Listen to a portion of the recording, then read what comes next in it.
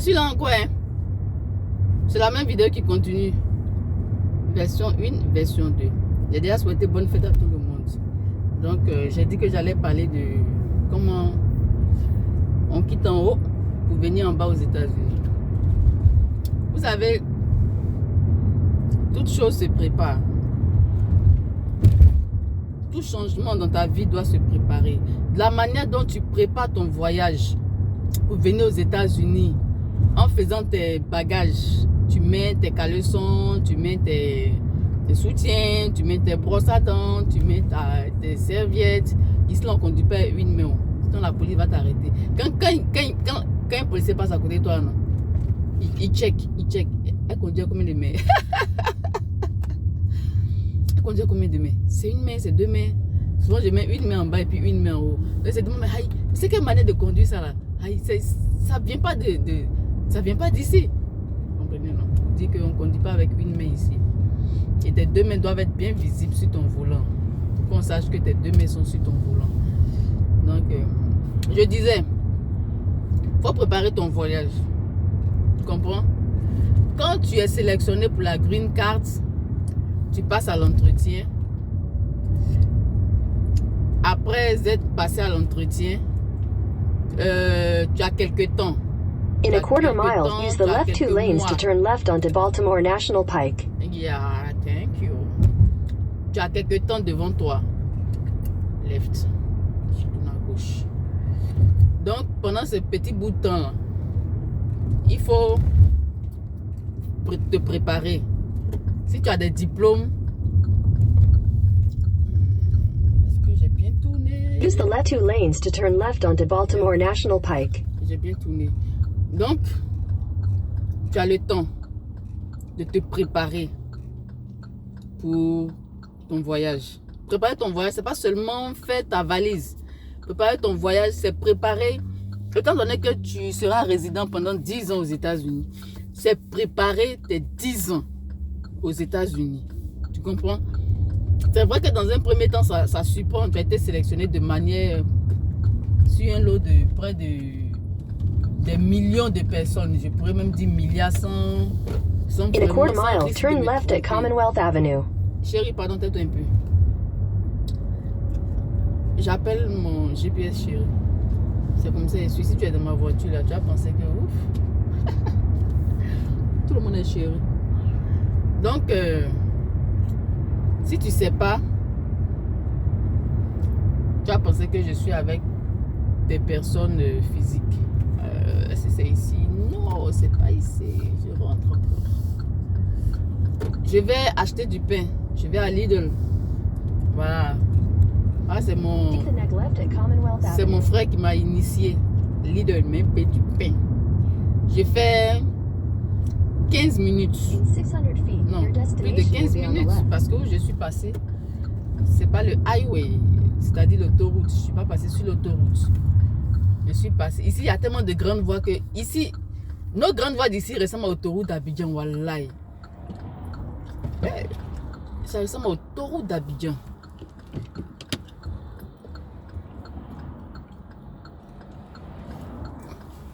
Non? Je disais, faut te préparer. Il faut préparer ta venue ici. Tes diplômes, il faut les traduire en anglais. Il faut les transcrire. Il faut les... Comment on les appelle? Comment on appelle ça?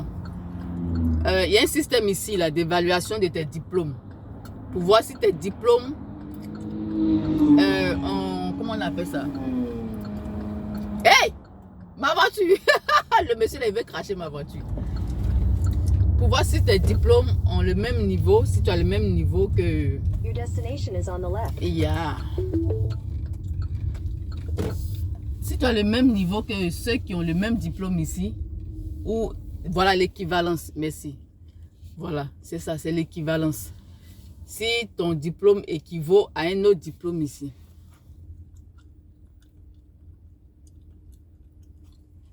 Donc, tu vas devoir faire le changement Par exemple, je donne un exemple.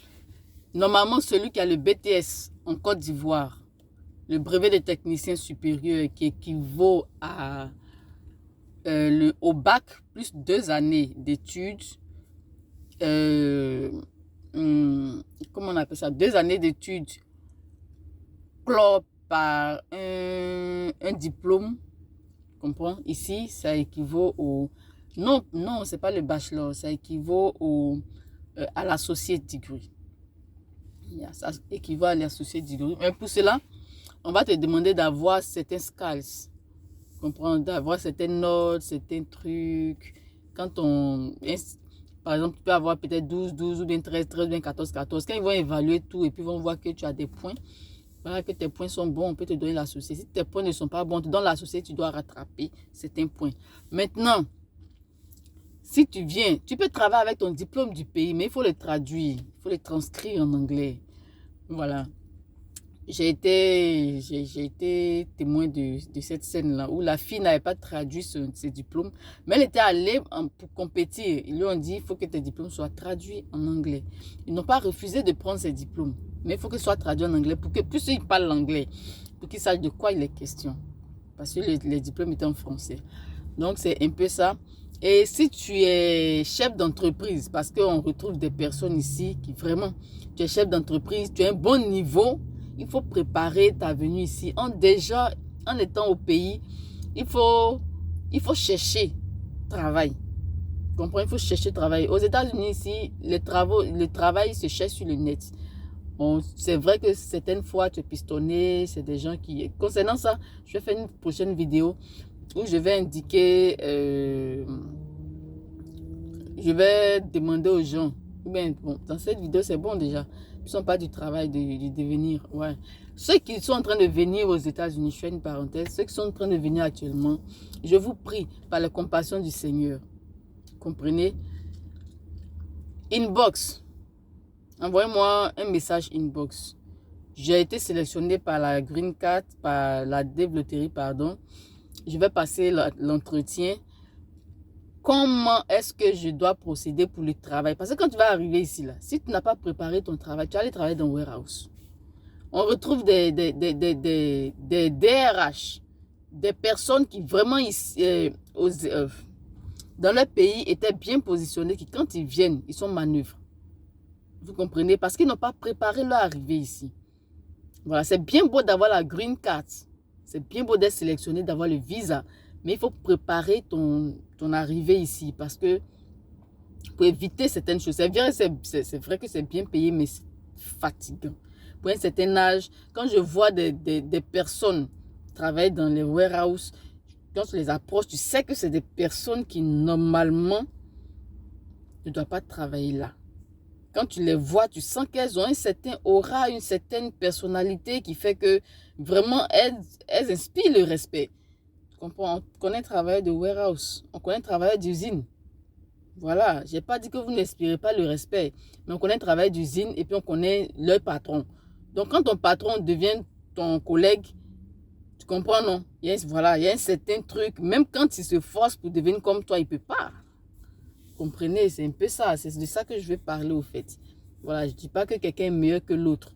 Je dis seulement que vous devez préparer votre venue ici. Voilà. Tout le monde, votre venue ici. On dirait que je suis trop proche de... Pas quelqu'un va prendre mon cul. Pas quelqu'un va prendre mes fesses. Yeah.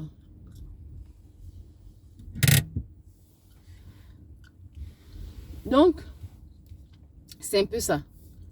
Donc, comprenez les gars que il est important qu'on se prépare. Moi, je ne me suis pas préparée. Je n'ai même pas eu le temps, mais j'ai démissionné 2 jours après, j'ai pris mon vol, je suis venue. Vous comprenez? Donc, c'est un peu ça. Et quand je suis venue, je suis allée à l'école. Donc, il y a cette possibilité-là aussi. Si tu penses que tu peux aller à l'école encore pour voilà, avoir un certain niveau, bien tu veux changer carrément de statut. C'est-à-dire, si tu étais de statut professionnel, si tu étais, par exemple, comptable, tu veux devenir maintenant médecin ou bien tu veux devenir autre chose, peut-être, voilà, autre chose, professeur, quelque chose de ce genre. Tu es obligé de faire des études et changer carrément. Ma prof m'a dit qu'elle était professeure d'anglais. Mais quand elle est arrivée ici, ma prof d'anglais, quand elle est arrivée ici, elle a dû prendre des cours. Parce qu'elle ne pouvait pas travailler avec son diplôme d'anglais. Je ne sais pas si elle est spanish ou bien russe. Elle a un accent un peu quand elle parle. Elle ne pouvait pas travailler avec son diplôme d'anglais. Elle, pas son diplôme, mais son agrément de professeur d'anglais, elle ne pouvait pas travailler avec.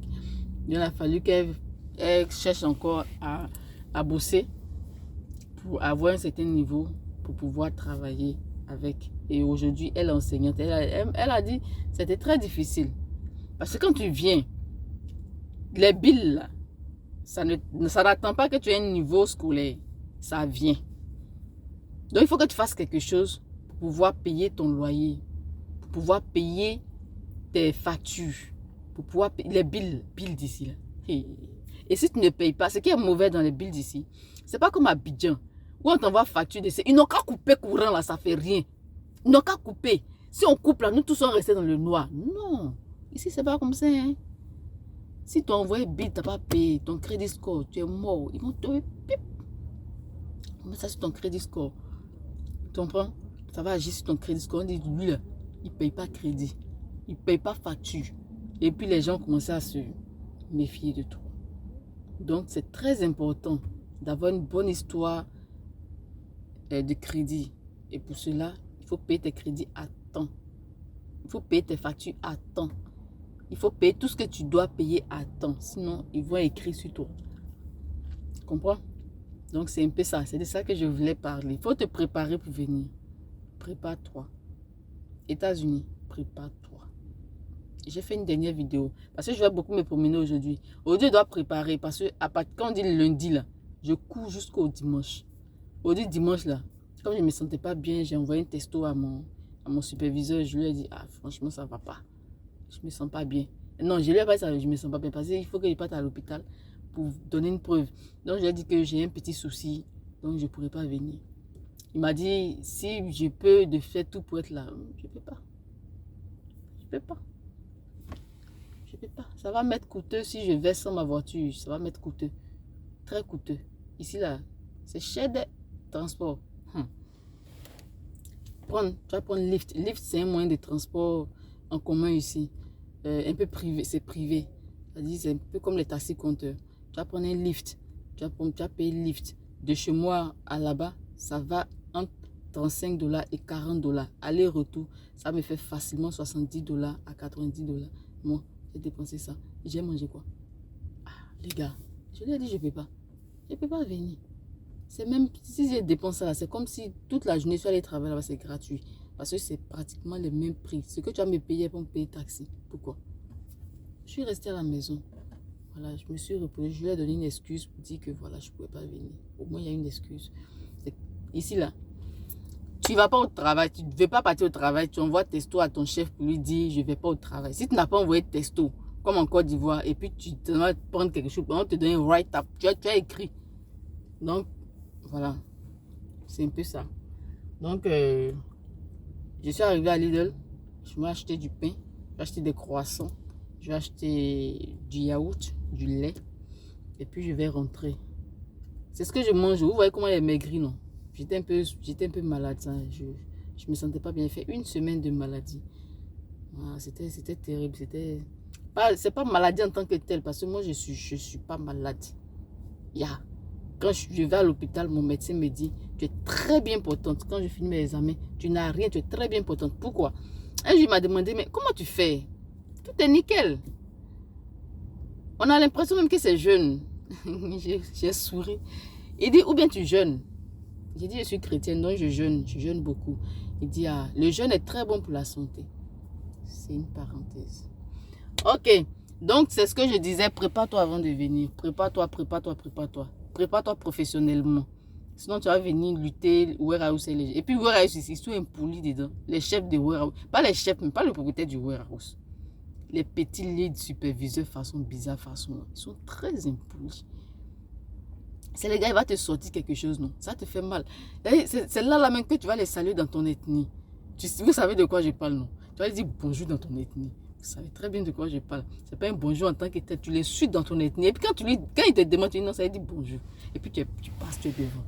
Personne ne peut te dire pourquoi. Tu parles anglais, je parle mon ethnie. Bye, à tout à l'heure. Je vais faire mes courses. J'ai fait 3 vidéos. Et puis je vais télécharger. Et puis bon, voilà, ma journée est gagnée pour Facebook.